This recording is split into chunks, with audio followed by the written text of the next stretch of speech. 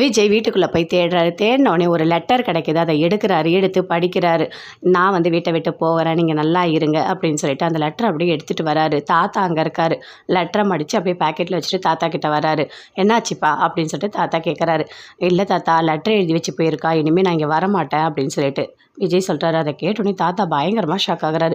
என்ன விஜய் சொல்கிற, என்ன ரொம்ப சண்டை போட்டியா அப்படின்னு சொல்லிட்டு கேட்குறாரு. ஆமாம் தாத்தா.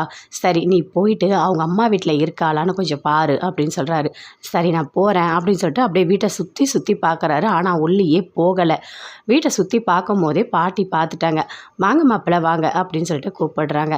இல்லை ஒன்றும் இல்லை, இந்த செவுத்தில் ஒரு கீரல் இருந்தது தாத்தா சொன்னார், அதை பார்க்க தான் வந்தேன் அப்படின்னு சொல்லிட்டு விஜய் பாட்டிக்கிட்ட சொல்கிறாரு. ஓ அப்படியா, சரி உள்ளே வாங்க அப்படின்னு சொல்லிட்டு உள்ளே கூட்டிகிட்டு போகிறாங்க. அங்கே எல்லாருமே இருக்காங்க. காவேரியோட அம்மா தங்கச்சி எல்லாருமே அங்கே தான் இருக்காங்க. அப்போ சொல்கிறாங்க, வாங்க மாப்பிள்ளை வாங்க அப்படின்னு சொல்லிட்டு, நீ ஏதாவது குடிக்கிறீங்களா அப்படின்னு சொல்லிட்டு கேட்குறாங்க காவேரியோட அம்மா.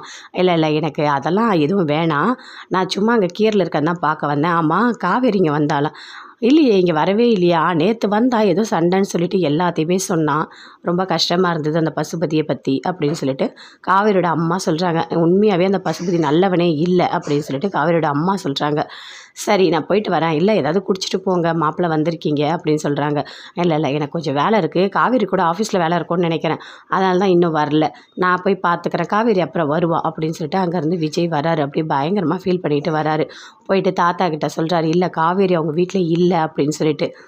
சரி, எப்படியாவது போயிட்டு தேடு விஜய், தயவு செய்து போய் தேடு போ அப்படின்னு சொல்லிட்டு தாத்தா சொல்கிறாரு. சரி, நான் போய் பார்த்துக்கிறேன் அப்படின்னு சொல்லிட்டு அங்கேருந்து போகிறாரு.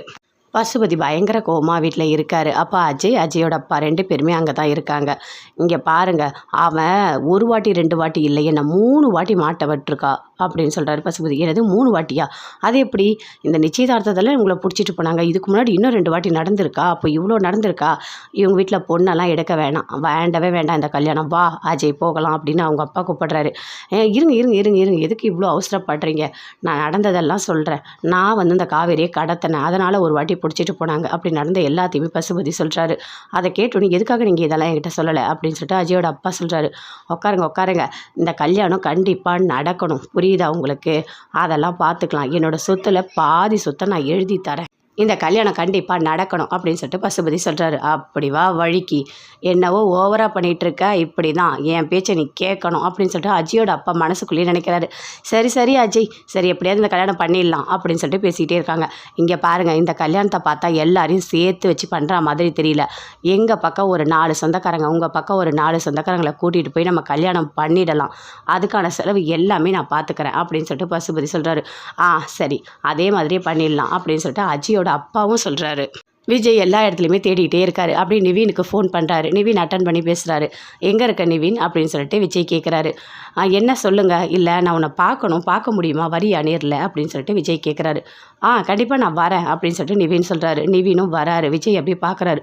ஐயோ, இவன்கிட்ட உண்மையை சொல்லிட்டா இவன் தாங்க மாட்டானே, இவன் வேற திட்டுவானே அப்படின்னு சொல்லிட்டு அப்படியே விஜய் பார்த்துட்டே இருக்காரு. ஆனால் உண்மையை சொல்லி தானே ஆகணும், வேறு வழியே இல்லையே, காவேரியை காணும்னு சொல்லிட்டு சொல்ல தான் வேணும் அப்படின்னு சொல்லிட்டு கிட்ட போகிறாரு. போயிட்டு காவேரியை காணும் அப்படின்னு சொல்கிறாரு. அதை கேட்டோடனே நிவீன் பயங்கரமாக ஷாக் ஆகுறாரு.